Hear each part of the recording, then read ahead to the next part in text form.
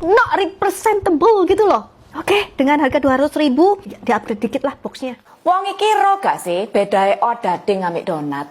Lek odading dikei topping coklat, abon, skippy, ya ngomong ae. Jualan odading dengan bermacam-macam topping. Iya, odading ini ya. Iya. Beneran ya. Kalau odading nggak apa-apa. Kalau dirasanya sih nggak ada yang salah. Cuman aja ini bukan rasa dari donat. Ini lebih rasa ke odading karena adonannya itu super sangat padat ini. Oke teman-teman, kejadian tadi tentunya Mbak Pinkan Mambo harus ada langkah-langkah proaktif untuk bagaimana memperbaiki layanan yang ada.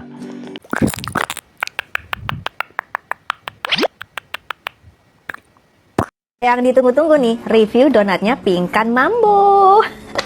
Kesan pertama, ya memang ada pepatah namanya don't judge the book by its cover. Bukannya mau julid ya, tapi ini tuh 200.000 aku beli. Isinya itu 4 macam mix ya, cuman dapat kotaknya kayak gini nih, tuh ya. Ya memang ini aku dapatnya semalam ya, karena memang hanya bisa di pick up kalau jam 6 sore. Cuman ini memang kotaknya not representable gitu loh. Oke, dengan harga 200.000 di-upgrade dikit lah boxnya. Wong iki ro gak sih bedae odading ambek donat? Lek odading dikei topping coklat, abon, skippy, ya ngomong ae. Jualan odading dengan bermacam-macam topping. Iya, odading ini ya. Iya. Beneran ya. Kalau odading nggak apa-apa. Kalau dirasanya sih nggak ada yang salah. Cuman aja ini bukan rasa dari donat. Ini lebih rasa ke odading karena adonannya itu super sangat padat ini. Semangat terus buat Mbak Pinkan, tetap belajar membuat donat yang lebih enak, membuat donat yang lebih cantik, memperbaiki packagingnya.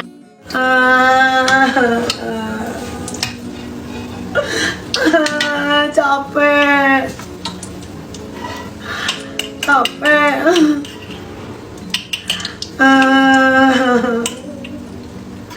Capek.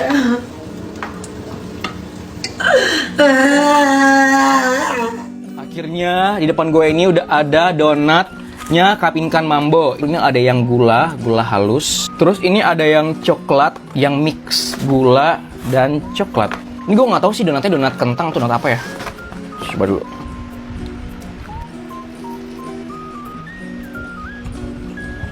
Berarti dia satuannya itu sekitar 11 ribuan ya.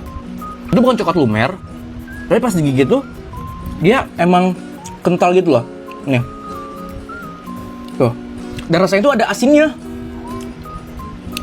Coklatnya nggak terlalu manis, dia pakai semacam kayak dark coklat gitu. Donatnya fluffy gitu ya guys, nggak keras.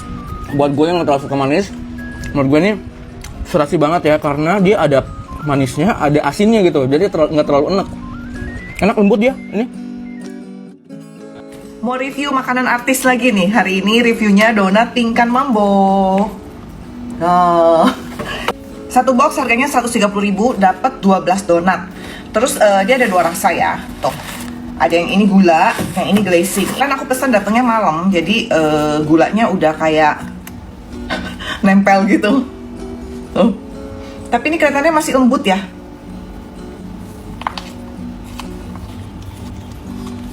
Jadi tipe donatnya tuh yang padat, jadi kayak donat jadul. Bukan yang nyes hilang gitu, guys. Kelihatannya coklatnya tebel ya, dan warnanya tuh gelap banget gitu. Yang coklat enak nih. Dia tekstur donatnya sama. Ini glazingnya enak deh. Tapi ini kayak ada asin-asinnya gitu coklatnya, enak deh.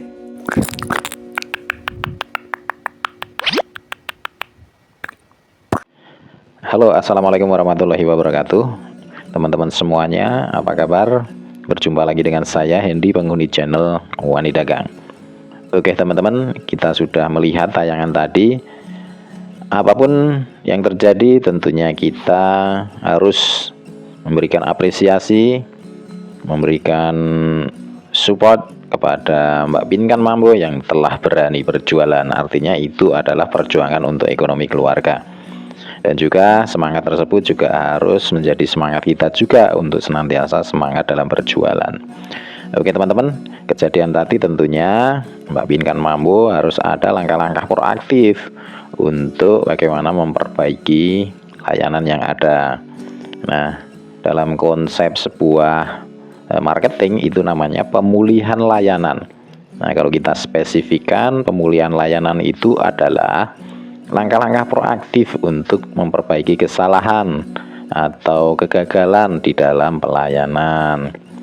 Nah, tentunya dalam hal ini bukan hanya tentang bagaimana menyelesaikan sebuah masalah, tetapi juga tentang menciptakan pengalaman pelanggan yang positif bahkan setelah terjadi kesalahan.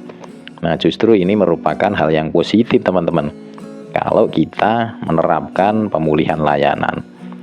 Nah, pemulihan layanan ini ada berbagai manfaat di dalamnya. Di antaranya adalah bahwa pemulihan layanan ini mampu meningkatkan loyalitas pelanggan. Nah, jadi pelanggan yang merasa memiliki masalah itu ditangani dengan baik dan cenderung akan membeli lagi, repeat order, dan cenderung untuk menjadi pelanggan setia. Itu teman-teman. Kemudian manfaat berikutnya yaitu mendapatkan umpan balik yang sangat berharga.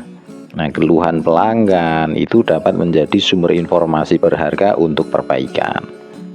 Nah, selanjutnya pemulihan layanan itu bisa memperkuat reputasi merek. Nah, penanganan masalah yang baik itu dapat meningkatkan citra merek.